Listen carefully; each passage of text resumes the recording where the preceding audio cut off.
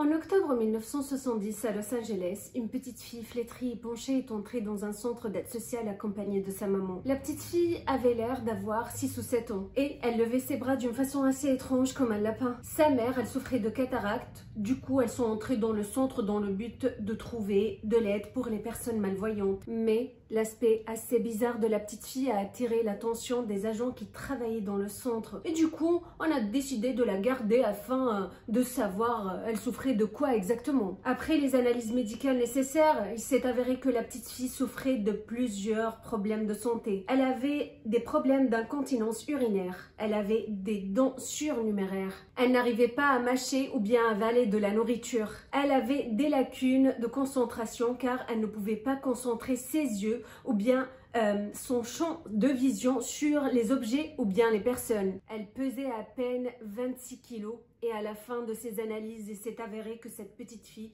est âgée plutôt de 13 ans et pas de 6 ans.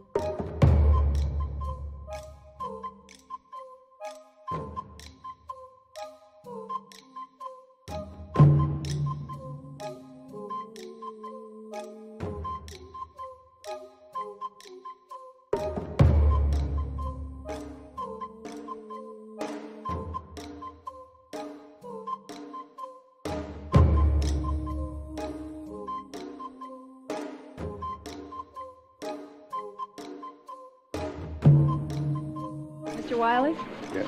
Why did you keep your daughter in a room? Mr. Wiley has no comment. No. We haven't had time to discuss the charges. We haven't even seen them.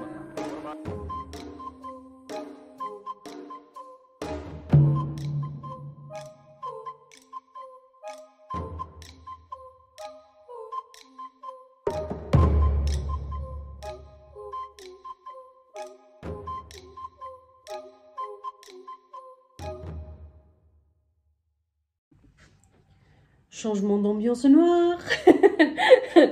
En fait, j'ai changé un peu d'ambiance parce que je me suis sentie très mal à l'aise. L'ambiance, elle était très lumineuse, on va dire, très solaire.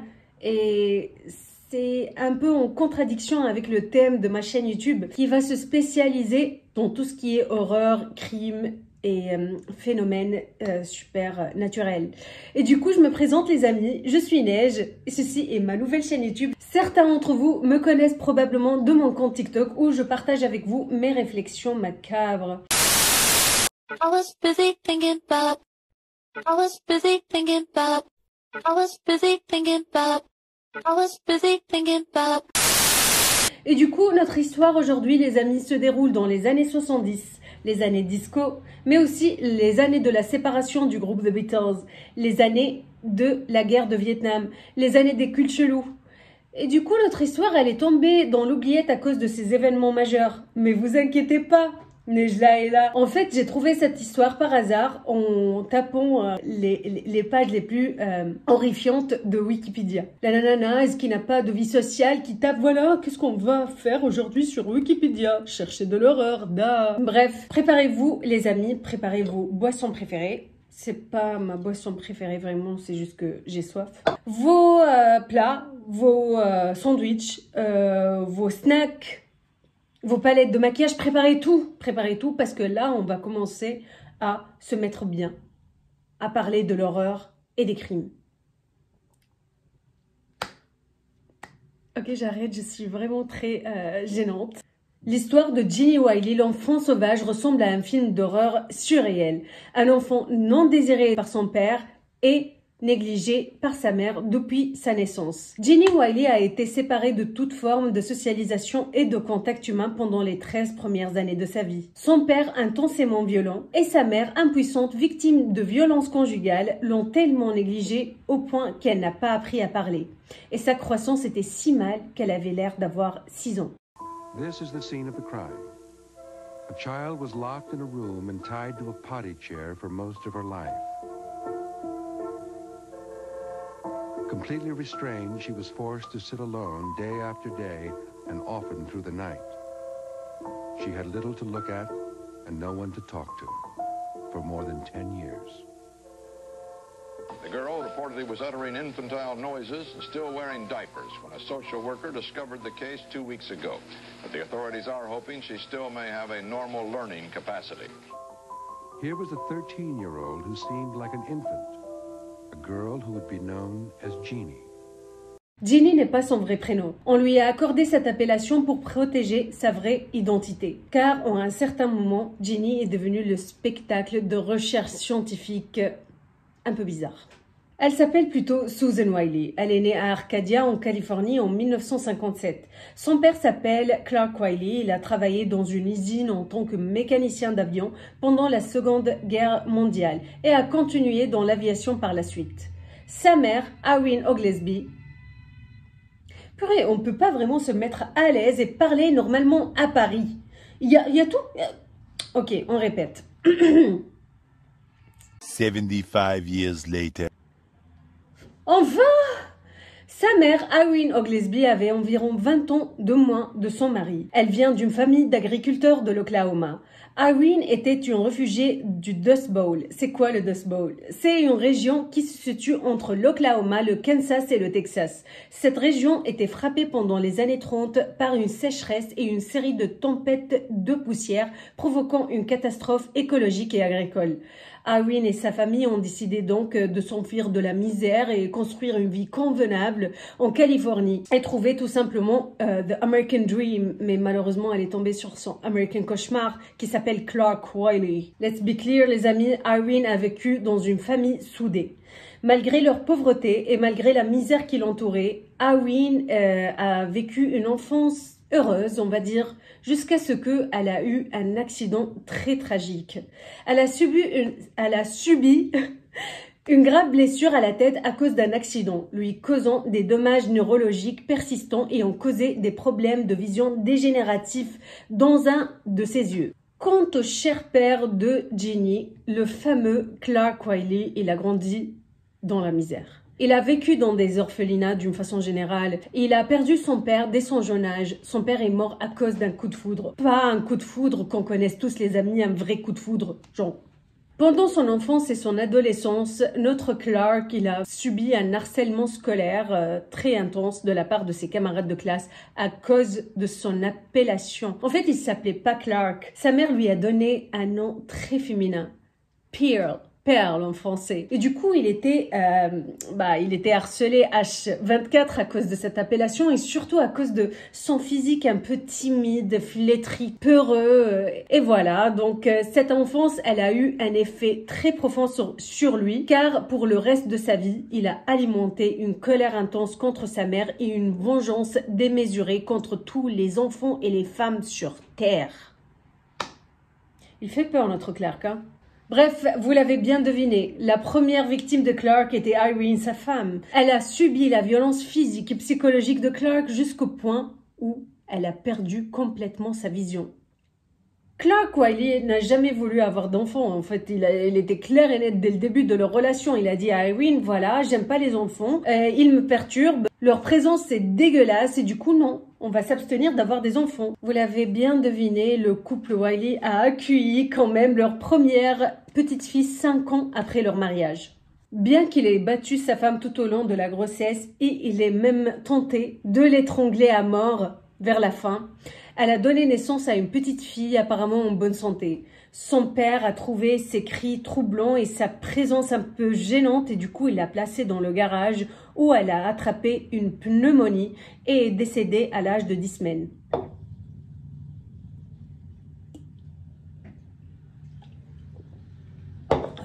Le deuxième bébé des Wiley est mort d'une malformation congénitale.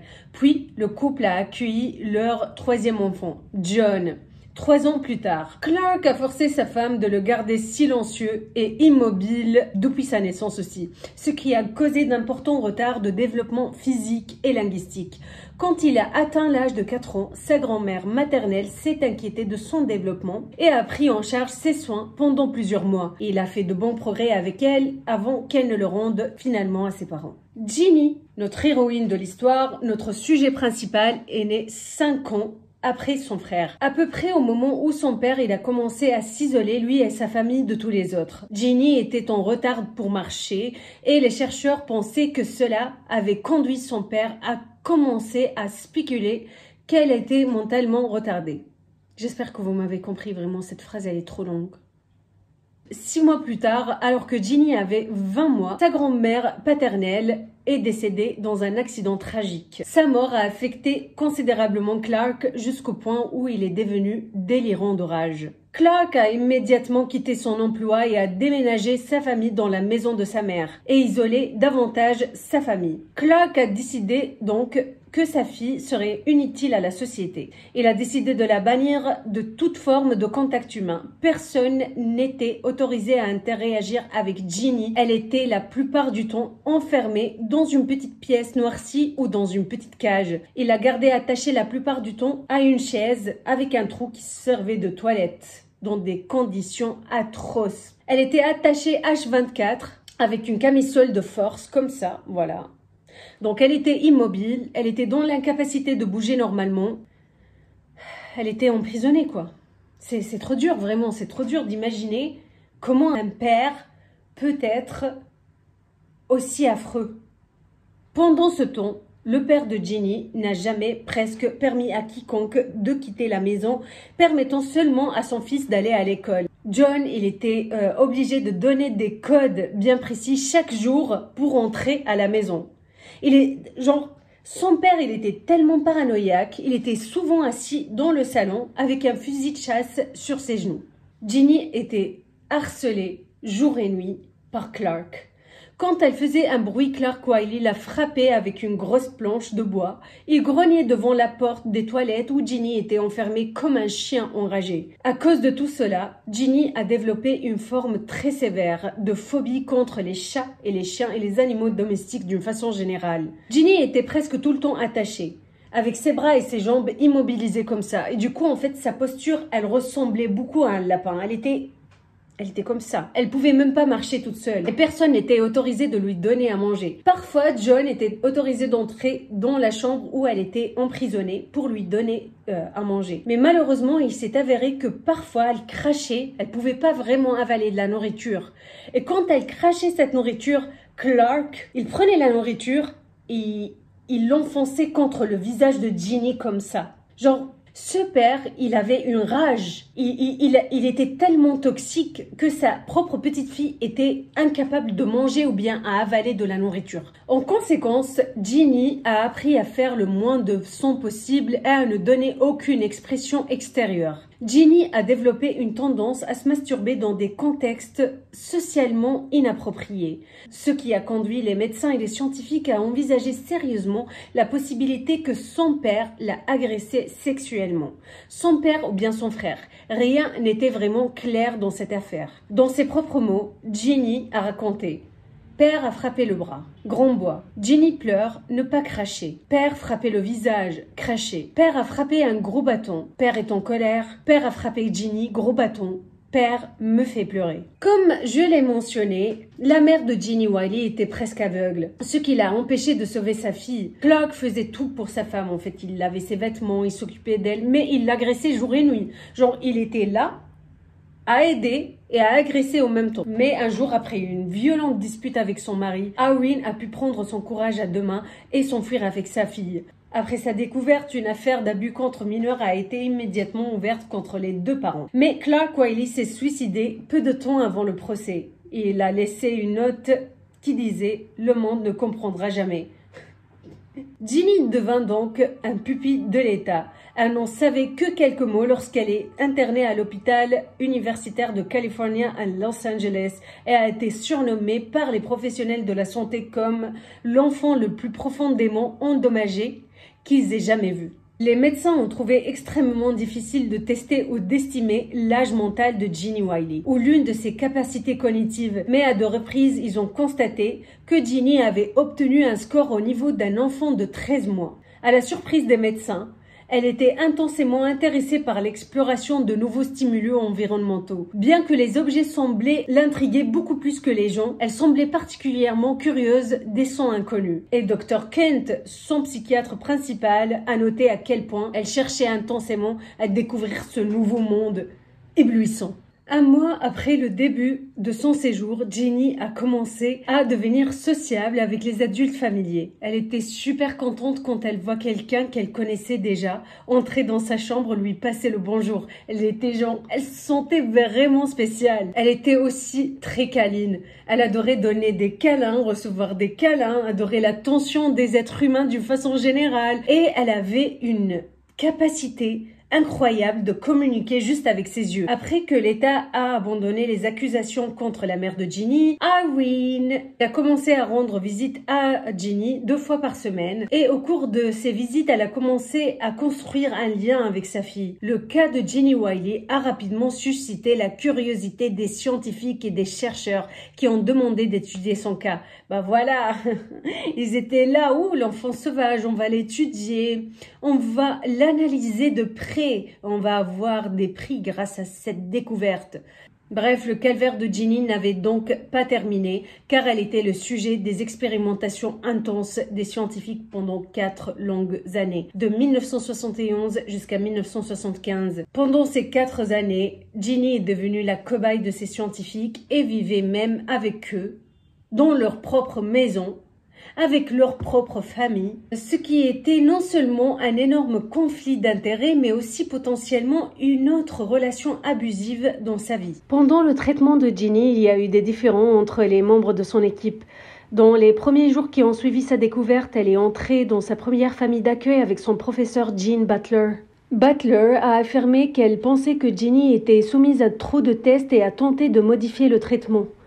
Elle ne permettrait pas à la linguiste Susan Curtis ou au psychologue James Kent d'entrer chez elle pour voir Ginny. D'autres membres de l'équipe ont affirmé que Gene Butler pensait qu'elle pouvait devenir célèbre grâce à son travail avec Ginny et ne voulait pas que quelqu'un d'autre obtienne du crédit. La demande de Butler pour devenir le parent d'accueil permanent de Ginny a été rejetée environ 1 mois plus tard.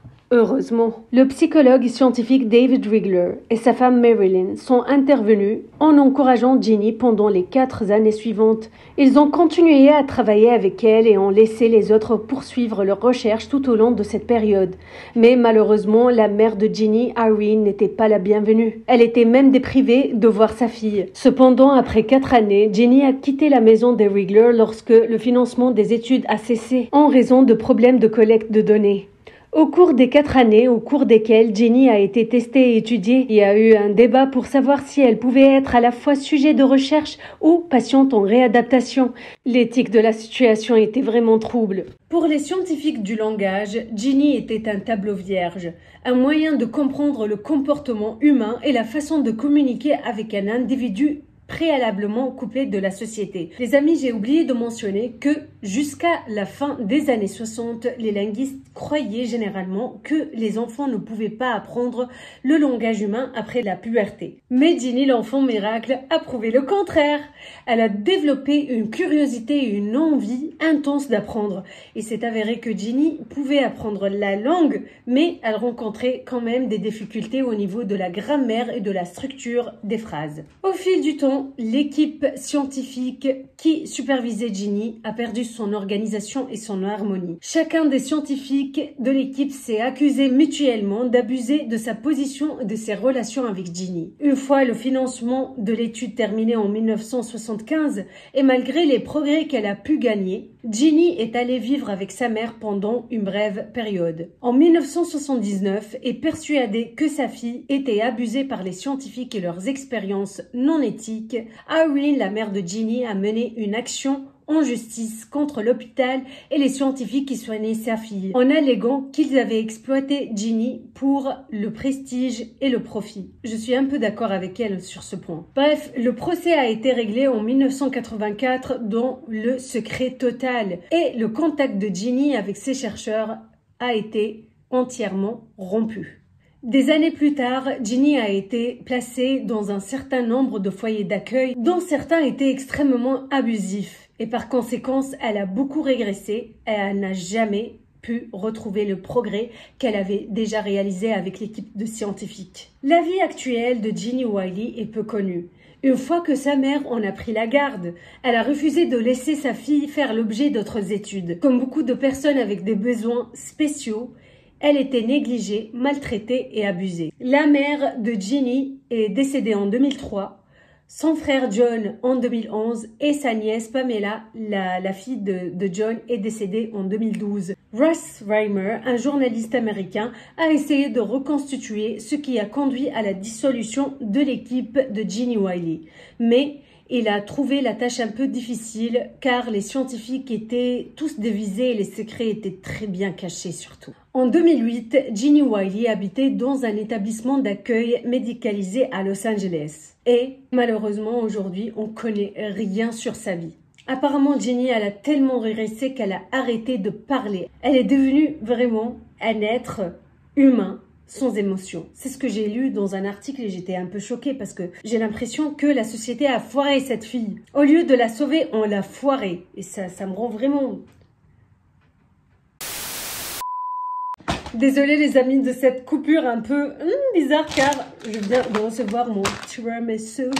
Bref, les amis, soyons sérieux. L'histoire de Ginny Wiley, l'enfant sauvage, est extrêmement triste. Cette femme a vécu un enfer contenu et des situations extrêmement abusives. Franchement, la société l'a négligée et a échoué vraiment de la sauver. Mais je peux espérer, personnellement, où qu'elle soit, elle continue de vivre dignement et qu'elle soit entourée de bonnes personnes et de trouver surtout la joie et la paix.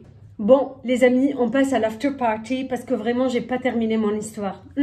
Vous avez cru que vous allez vous débarrasser de moi facilement? Oui, c'est cela, oui. Bon, là, je vais me mettre bien et je vais manger mon tiramisu with you. Tiramisu. Bref, est-ce que je mange ça? Bien ça. Oh my god, j'ai commandé tiramisu 3 chocos et tiramisu James Brownies. Quel James Brownies 3 chocos?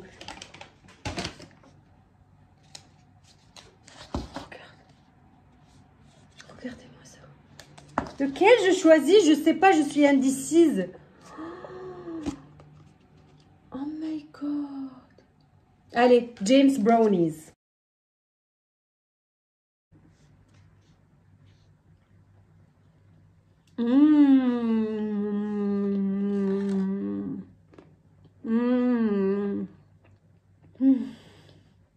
C'est trop bon. Bref, les amis, ceci, comme je vous ai dit, c'est l'after party. J'ai pas encore terminé mon histoire parce qu'en fait, il y a une victime négligée dans toute cette histoire. C'est vrai, Ginny est la victime principale de son père et de son abus, mais malheureusement, personne n'a parlé de John, son frère aîné. J'ai l'impression que cette victime, elle était tellement négligée par tout le monde que personne sache qu'il a vécu dans sa vie. Et du coup, j'ai fouillé un petit peu et j'ai trouvé des petits bouts d'interviews récents qu'il a fait avec ABC News.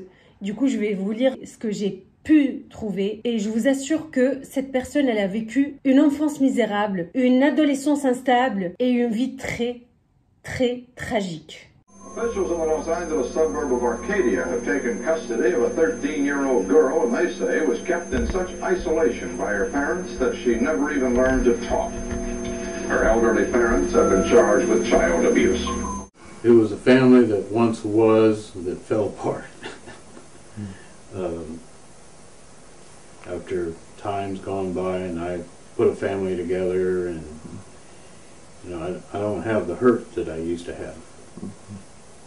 And I'm happy for my sister for getting all the attention she's gotten and all the help, professional help. They weren't very educated people, they weren't outspoken, they didn't mingle with people. It's just, and I have a little resentment for that. The fear of my upbringing not being what I expected it to be. I mean, at that point in time, I didn't know what to expect. Okay, but later in life, you know, I would have expected a lot more from my parents than what they gave me. They didn't give me the tools of knowledge to get out and feel comfortable about accomplishment and setting goals. And they didn't teach me about the Bible and its teachings and God. I didn't really know there was a God. I feel like at times that God's failed me. And maybe he has, and maybe he hasn't. You know, I'm alive. I've enjoyed a lot of things. God's given me that. You know, God hasn't really failed me. I might have failed him since, you know, I've let all this time go by, but it's never too late. John avait 6 ans lorsqu'une camionnette incontrôlable a percuté sa grand-mère. Elle était morte devant ses yeux. Il a vécu le début de son enfance chez sa grand-mère, qui présentait la seule source d'affection dans sa vie. Et en plus, ce jour-là, lui et sa grand-mère, ils étaient en train de se promener et il avait envie de manger une glace et du coup, sa grand-mère lui a dit « Oui, attends-moi, je vais juste traverser la rue et t'acheter de la crème glacée. » Et malheureusement, elle est morte tragiquement devant ses yeux innocents. Malheureusement, cet événement majeur l'a obligé de retourner au puits de l'enfer de Clark Wiley. Donc, il était obligé de retourner vers le domicile de ses parents violents, une mère presque aveugle et mentalement instable et un père tyrannique.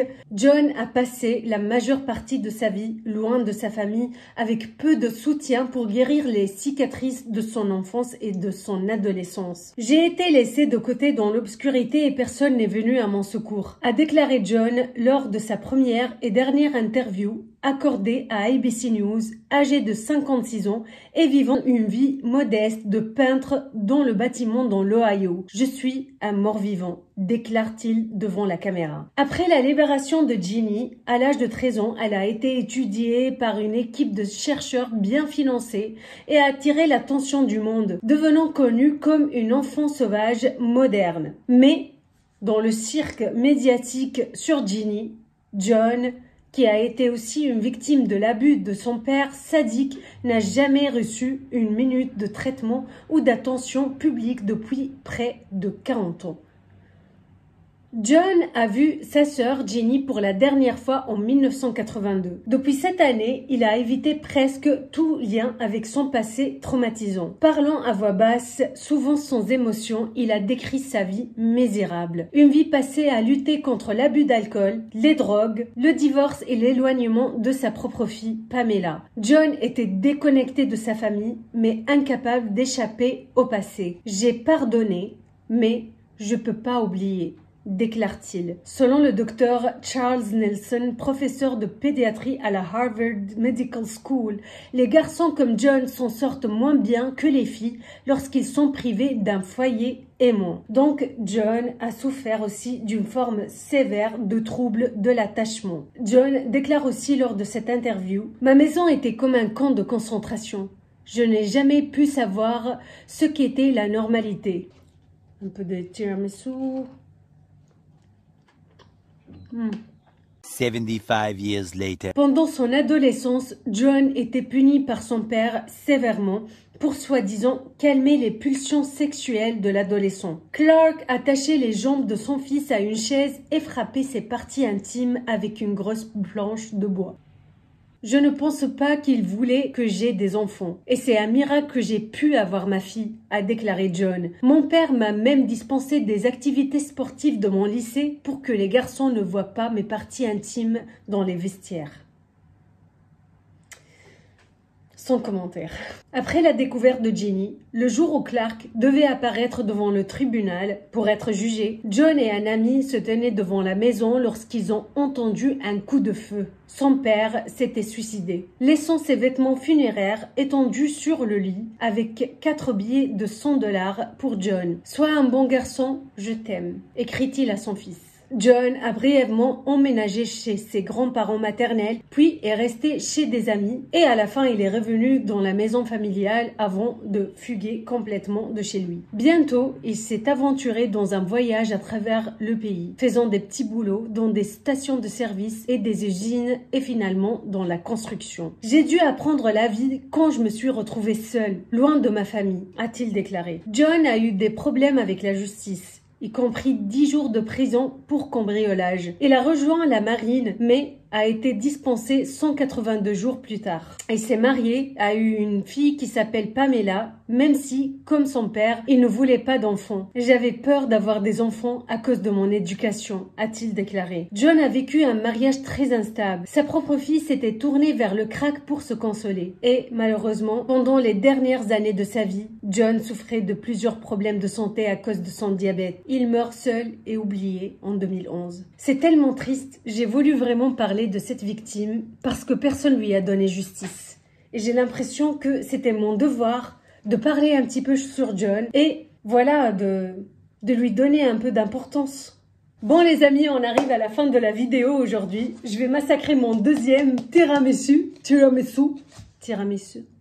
Je sais pas comment ça se prononce, mais c'est trop bon. Bref, j'espère que cette première vidéo vous a plu. N'oubliez pas de liker la vidéo, la partager et surtout de vous abonner les loulous. Sur ce, je vous souhaite une très belle soirée et je vous embrasse très très fort et à très bientôt j'espère avec un sujet super intéressant et peut-être un autre dessert super bon.